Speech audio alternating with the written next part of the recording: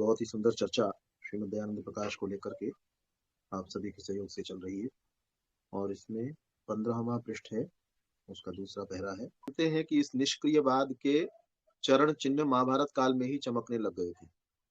निष्क्रियवाद है कार्य न करना। बहुत से जो धार्मिक लोग हुए जिनको धर्मगुरु कहा गया, उन्होंने निष्क्रियवाद का भी प्रचार किया। कुछ करने की आवश्यकता नहीं है, ऐसा भी प्रचार किया गया उनके द्वारा। तो निष्क्रियवाद जो है वो अच्छा नहीं है। वेद जो है वो इस बात को कहता है, जैसे आपने सुना हुआ है, कुर्वन्ने देह कर्माणि जिजी विशेषतम समाहा। मनुष्य 100 वर्ष जीने कार्य करते हुए जीने की कामना करे। हम में से कुछ लोग ये सोचते हैं भाई हम अब 50 साल के 60 साल के हो गए, रिटायर हो गए, अब रिटायरमेंट हो गई तो अब इसके बाद में हमको ताश खेल करके जीवन बिताना चाहिए या आराम ही करते रहना चाहिए। या कुछ महिलाएं बड़ी आयु की हो जाती हैं, वो सोचती हैं अब बहुओं को काम करना चाहिए, अब हमको कुछ नहीं करना चाहिए। तो हमारे यहाँ पर 100 वर्ष पर्यंत जीने की कामना के लिए कहा गया है। तो जो व्यक्ति 70 साल का होकर के, 80 साल का भी होकर के क्रिया में अपने जीवन को नहीं लगाता है, कार्य नहीं करता है, वह व्यक्ति वेद की आज्ञा का उल्लंघन करता है। और वेद की आज्ञा का उल्लंघन करने वाला व्यक्ति जो है वो कभी भी सुख को प्राप्त नहीं कर सकता। तो हमेशा ही हर समय काम करना चाहिए। हम लोग जो है, हमको जिस भी हम अवस्था में हो, हम 40 साल के हो, 20 के हो, कि 60 के हो या 80 के हो, तो हम किसी ना किसी आश्रम में होते हैं। जैसे पहला है ब्रह्मचर्य आश्रम, जो पढ़ रहे होते हैं बच्चे तो ब्रह्मचर्य आश्रम में कहलाते हैं।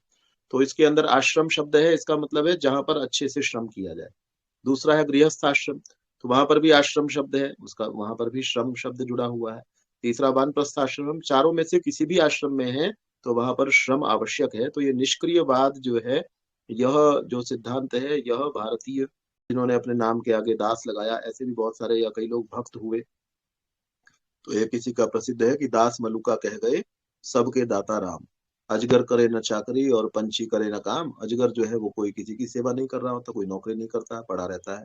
और पंछी भी कोई काम नहीं करता। अजगर तो कोई आसपास से गुजरता है तो अपनी सांस से ही उसको खींच लेता है, सांस से खींच करके वही उसका भोजन बन जाता है। तो पंछी भी कोई ऐसा काम नहीं कर रहे होते हैं। तो दास मलुका कह गए सबके दाता राम। तो ऐसी ऐसी बातें भी प्रचारित करने वाले लोग हुए, जो जिन्होंने निष्क्रियवाद का प्रचार किया। लेकिन निष्क्रियवाद जो है वो उचित नहीं है। हमको, हमारी जो संस्कृति है वो हमको कर्म करना ही सिखाती है। इस समय हम लोग जो है ज्यादा से ज्यादा ऐसा सोचते हैं, अपने बच्चों के लिए ऐसा काम सोचते हैं, भाई काम कम करना पड़े और प्राप्तियां ज्यादा हो जाए तो हम उसको अच्छा मानते हैं। तो ये अच्छा नहीं है, किसी भी दृष्टि में अच्छा नहीं है। काम हम ज्यादा करें, प्राप्तियां कम करें, यही सफलता है। हम काम कम करते हैं और प्राप्तियां ज्यादा करते हैं तो हम अपने पिछले किए हुए अच्छे कर्मों का ही परिणाम जो है इस समय भोग रहे हैं, ऐसा उसमें समझ में आएगा। तो कम हम मानते हैं कि इस निष्क्रियवाद के चरण चिन्ह, चरण चिन्ह मतलब दिखाई देना, कोई किसी का आरंभ होना, महाभारत काल में ही चमकने लग गए थे। इनको मिटाने के लिए उस समय के परम कर्मयोगी श्री कृष्ण देव ने पूर्ण बल लगाया था। वे उस समय मिटे तो नहीं, परंतु 2.5 सहस्र वर्ष के पश्चात ऐसे चमके कि उन्होंने सारे साहित्य को चकाचौंध लगा दी। बुद्ध महाराज के प्रचार ने इस अकर्मण्यतावाद को अति पुष्ट किया। वही समय निष्क्रियवाद का यौवन युग कहा जा सकता है। निष्क्रिय धर्म का पालन कोई भी मनुष्य नहीं कर सकता। क्रिया के लिए बिना किसी की भी प्राण यात्रा नहीं चल सकती। अपने विचारों को प्रकट करने के लिए भी क्रिया की आवश्यकता होती है। और तो और निष्क्रियवाद धर्म है, ऐसी समझ, ऐसा ज्ञान और ऐसी धारणा भी सूक्ष्म क्रिया ही से उत्पन्न होती है। सृष्टि में क्रिया स्वभाव से ही हो रही है। प्रत्येक परमाणु गतिमान है। यदि एक भी अणु एक पल के लिए निष्क्रिय हो जाए तो सारा ब्रह्मांड रुक जाए, उसी क्षण में उसका सर्वनाश हो जाए।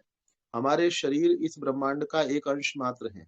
जो नियम समष्टि में काम कर रहा है वही व्यष्टि देह में भी कार्य करता है। इस कारण गतिशील संसार में निष्क्रियता का स्वप्न देखना भी सर्वथा असंभव है।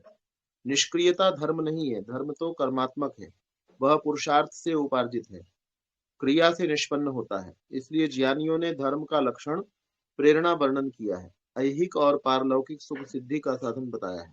स्मार्त धर्म के व्याख्याता भगवान मनु भी धर्म के लक्षण क्रिया रूप ही वर्णन करते हैं।